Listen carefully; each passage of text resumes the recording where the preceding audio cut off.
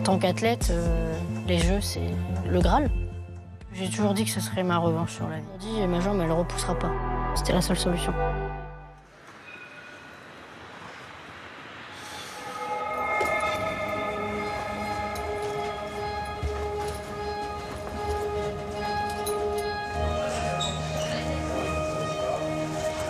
Les Jeux paralympiques sont dans un peu moins de 6 mois.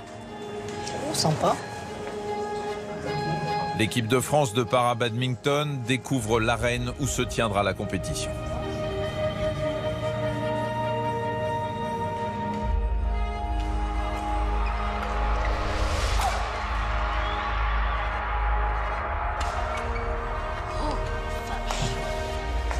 Elle est trop stylée. J'ai pas de mots.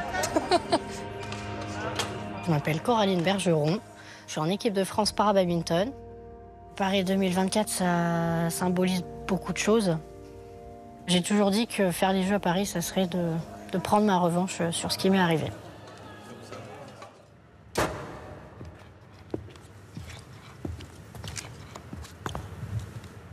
En juin 2017, j'avais 20 ans. Je faisais très peu de compétitions. Je me consacrais à mes études. Ça allait faire 3 ans que j'étais avec mon copain à ce moment-là. Mais je voulais prendre la décision de mettre un terme à cette relation. C'était le 20 juin 2017 à Saintes. Donc en fait, il m'a foncé dessus et m'a pris en sandwich, donc du coup entre sa voiture et ma voiture. Sauf que moi, en le voyant arriver sur moi à cette vitesse, en fait, je me suis tétanisée.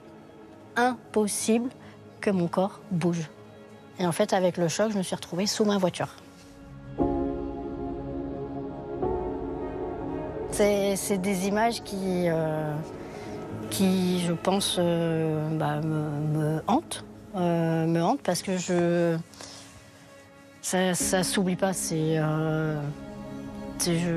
revois encore son regard dans la voiture, le regard d'une personne déterminée.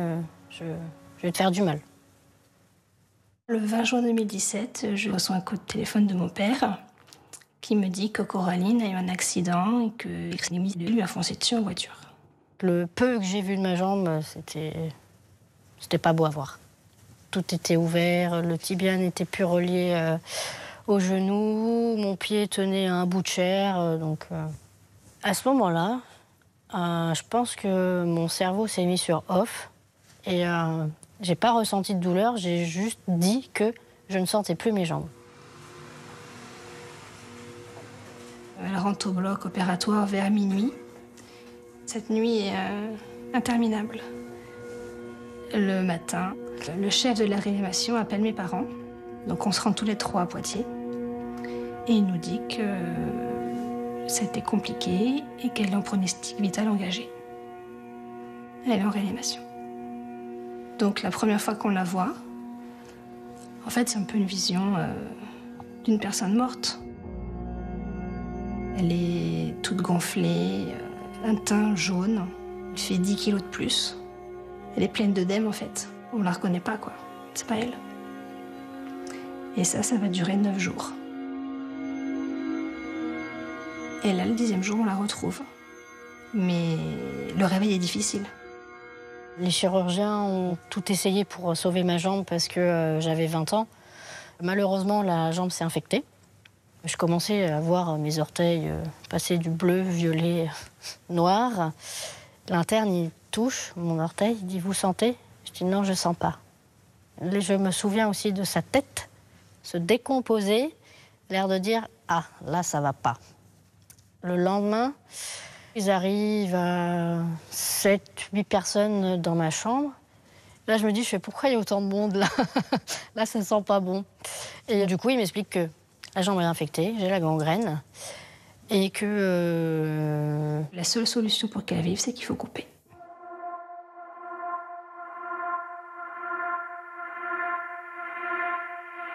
Moi, j'ai pas réfléchi. La première question que j'ai posée, c'est « Oui, vous allez couper, mais est-ce que je vais pouvoir refaire du sport ?» On t'annonce que demain, t'as une jambe en moins, et toi, tu penses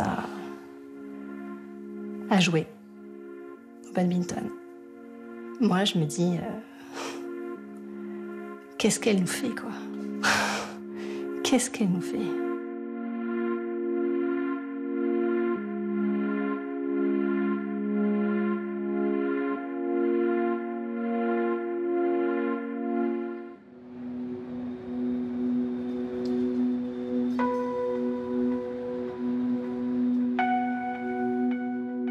De toute façon, j'ai toujours dit, ma jambe, elle ne repoussera pas.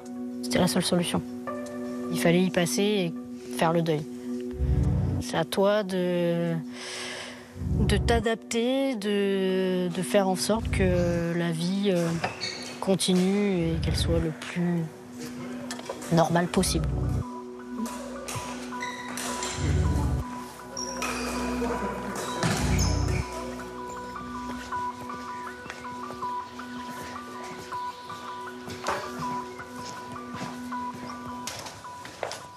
Coraline, on est ici au centre de rééducation du Grand Feu, à Niort. Oui. Finalement, c'est ici que tout a commencé après ton amputation? Exactement. J'ai fait ma rééducation, j'ai passé 3 mois donc en hospitalisation complète. Et c'est vraiment ici que je me suis fixé l'objectif du haut niveau et de pourquoi pas aller jusqu'aux Jeux paralympiques.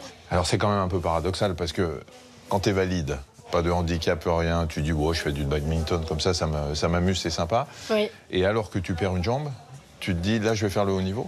J'en ai fait clairement ma résilience pour pouvoir donc accepter le handicap, faire le deuil de ma jambe. Il te fallait un objectif, il te fallait quelque chose, il te fallait un avenir. C'est ça.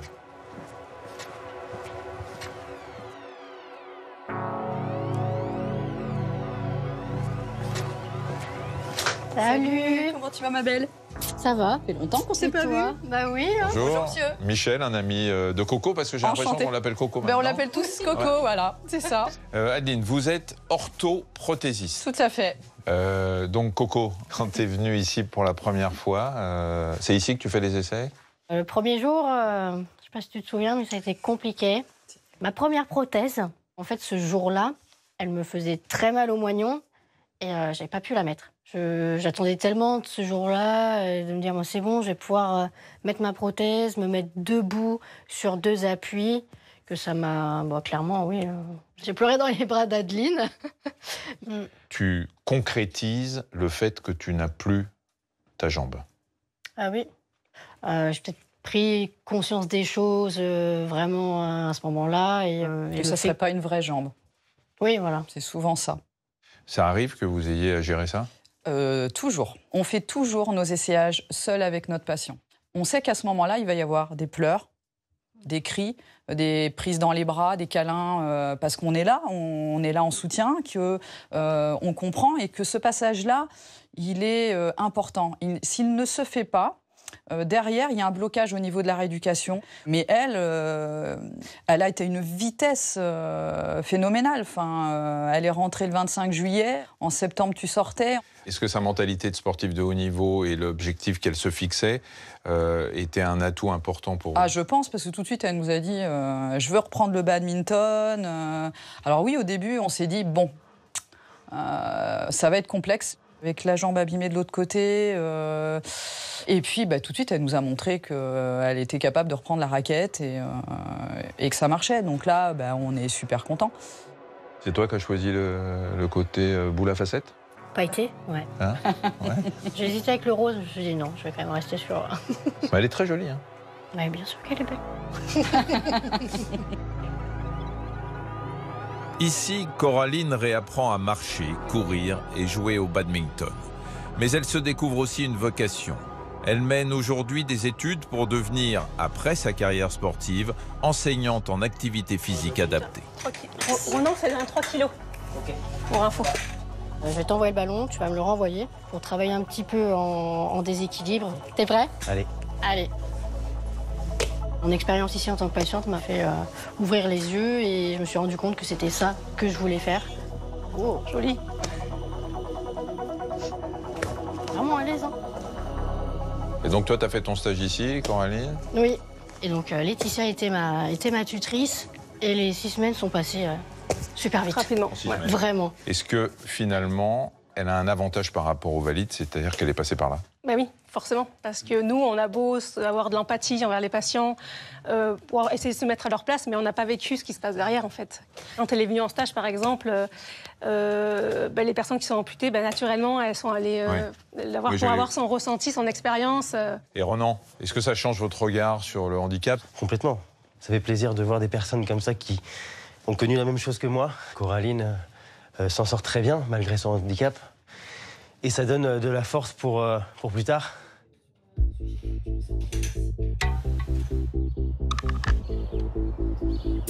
La route vers Paris 2024 est encore longue et sinueuse. Allez, encore plus fort. Coraline n'a aujourd'hui aucune certitude de se qualifier. Elle n'a pas rempli les critères de sélection, mais lui reste encore une chance d'y parvenir. Obtenir une invitation exceptionnelle du comité paralympique. Je garde espoir. Je continue de m'entraîner en me disant je ferai les Jeux. Si je suis prise, ça sera mes premiers Jeux. C'est quand même hyper important, les premières Olympiades pour un athlète. C'est vrai que j'en rêve, forcément.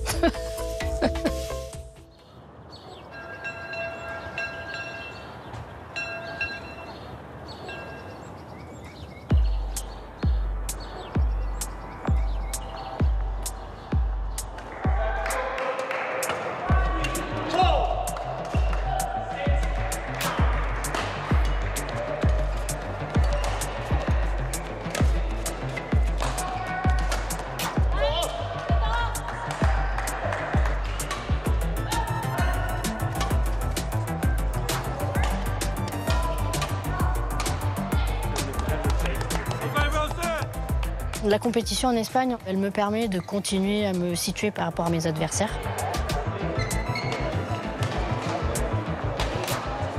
Après, suivant le résultat, ça va me permettre de donner plus de chances pour l'invitation. Coraline veut décrocher son ticket pour les Jeux. Cette compétition est l'une de ses dernières opportunités de faire ses preuves auprès du comité paralympique. Je ne sais pas du tout quels vont être les critères de sélection, mais ce qui est sûr, c'est que avant Paris, il faut tout donner.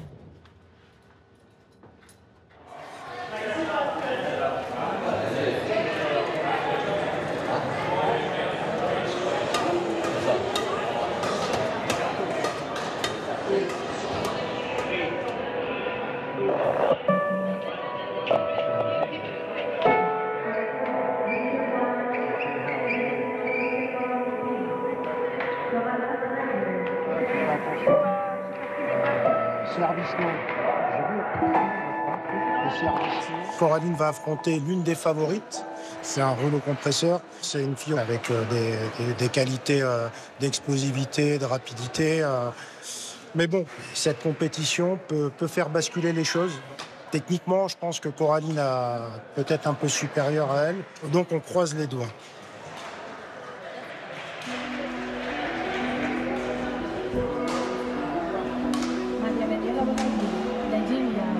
Coraline Bergerone, France. Empire, Oliver Bosman, Spain.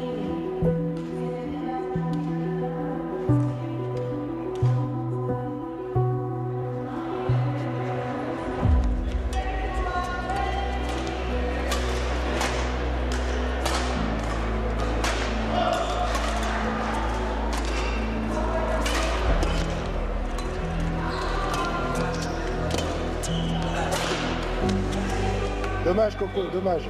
Allez. Ce qui est sûr et certain, c'est qu'elle a un problème sur le revers, parce qu'elle n'est pas bien orientée. Donc, je tape fort sur elle. Allez.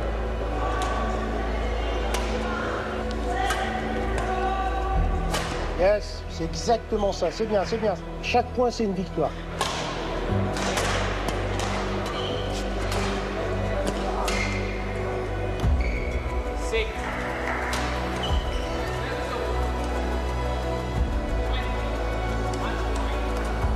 C'est pas grave, ça arrive. C'est pas grave. J'ai envie d'arriver à mon but, faire les Jeux de Paris et j'ai tout donné. Donc maintenant, on attend la fameuse date pour avoir la réponse.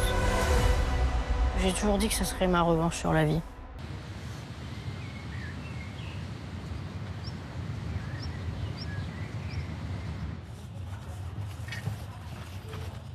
Ah, là, on a fini, là. On a fini la séance, là. Tu veux faire un truc en plus ou pas? Ah, je vais mourir. Comme tu veux.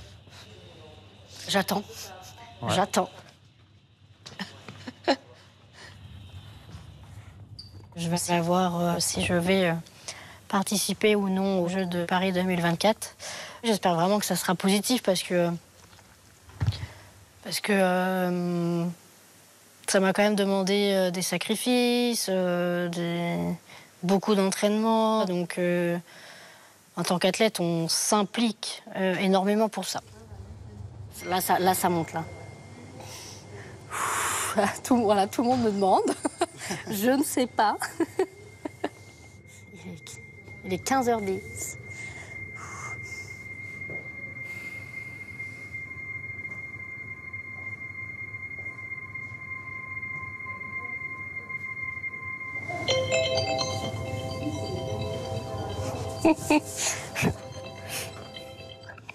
Allô? Salut Coco. Oui. Bon. Oui. Je suis désolée. Tu n'as pas aux Jeux à Paris. Ok. Voilà. J'en suis vraiment désolée et j'ai pas grand-chose à dire malheureusement. Ouais. Je veux juste mon plus grand soutien et si tu as besoin qu'on en parle, n'hésite pas. Ok. Et voilà. Ça sera officiel plus tard dans l'après-midi. Et après, tu pourras communiquer dessus. Ok. T'as essayé jusqu'au bout, hein. Il manque pas grand-chose, donc on lâche rien, hein, mademoiselle? Oui. Ok, Coco. Je sais qu'il y a une grosse déception, donc prends le temps de digérer tout ça et on en reparlera tranquillement. D'accord?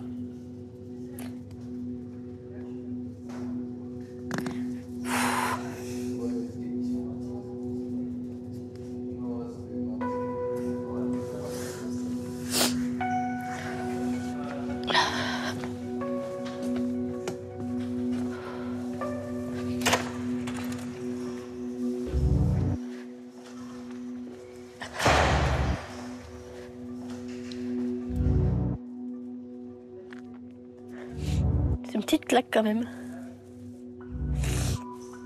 Mais bon, c'est comme ça. C'est le sport de haut niveau, c'est... de toute façon, tout le monde veut sa place, hein, ce qui est normal. Hein, donc, que les meilleurs qui sont pris. Donc, ça veut dire qu'il faut que je m'entraîne encore. Et un jour j'aurai le même appel, mais avec la réponse positive. Donc, aujourd'hui, c'est pas le cas, mais ça le sera peut-être dans 4 ans. Je l'espère.